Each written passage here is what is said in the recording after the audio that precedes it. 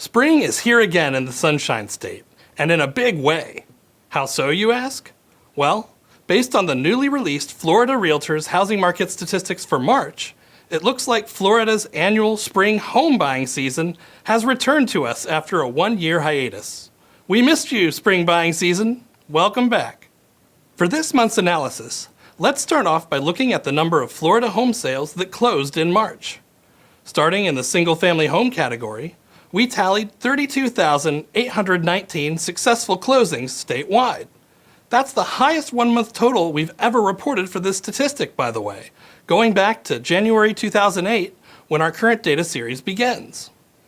Compared to February, that's a whopping 37% increase in closings. But of course, that's not a particularly useful piece of information. Why? Well, it's because we always see a large increase like that from February to March as the spring buying season starts kicking into gear. Regular viewers of these videos and users of our housing market statistics know that that's why we prefer to look at year-over-year changes in the monthly market statistics rather than month-to-month changes. And when we do that here, we see that there were over 23% more single-family closings in March of this year than in March of 2020, and that's still way above historical norms. And it's the largest year-over-year percentage increase in this property type category we've seen since last October. So that's an all-around great start to the 2021 spring buying season for single-family home sales. But let's face it, it's the rate of sales growth over in the condo and townhouse category that continues to steal the show. Although condo and townhouse sales were hit particularly hard early in the pandemic, year-over-year sales growth in this category has convincingly outpaced that of single-family home sales since last August. In March, though, this disparity reached a whole new level, with condo and townhouse sales registering a nearly 53% increase compared to a year ago.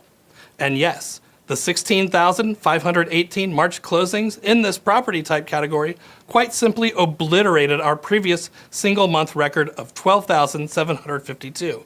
Which was only recently set back in December. Why are condo and townhouse sales increasing so much relative to single-family home sales? Well, for one thing, there's just so little single-family inventory available, especially in more affordable price ranges. We have a very large population group, the millennials, who have moved into their prime home buying years. However, in recent years, builders have not been building the classic single-family detached starter homes that young American families have long dreamed of one day owning. Therefore, there aren't enough of these homes available for resale to meet the overwhelming level of demand. Those that are listed are frequently subject to bidding wars that price out many young prospective buyers. And so, it's these buyers who are increasingly giving up on single-family homes and are turning to attached condo and townhouse units instead.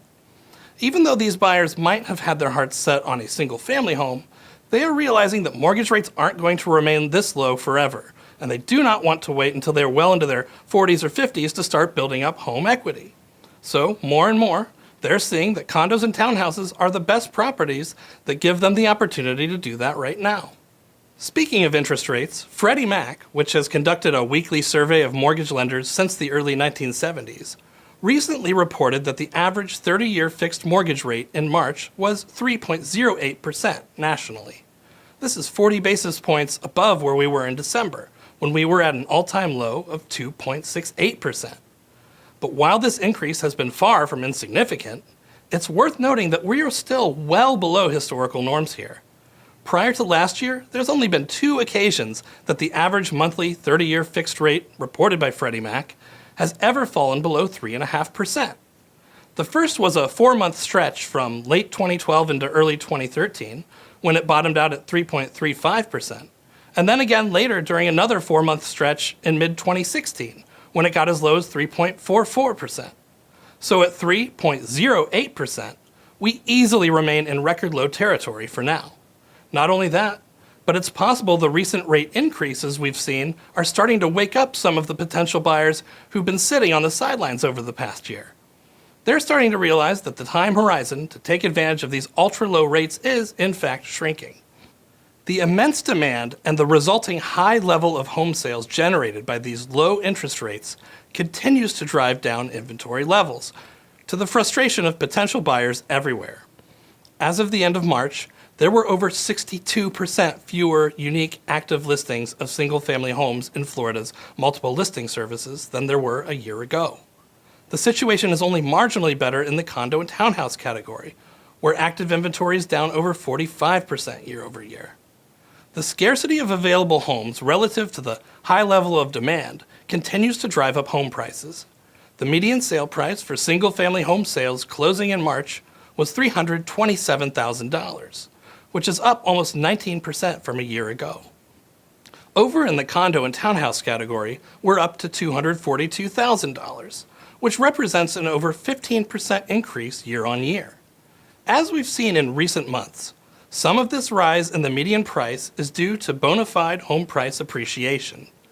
But we also continue to see a heavier share of luxury properties in the sales mix compared to a year ago, which is also contributing to this rise.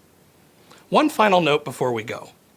If you're checking out our statewide reports, you'll notice that new pending sales were up 48% for single-family homes and over 126% for condos and townhouses in March. As awesome as those numbers are, try not to get too excited about them.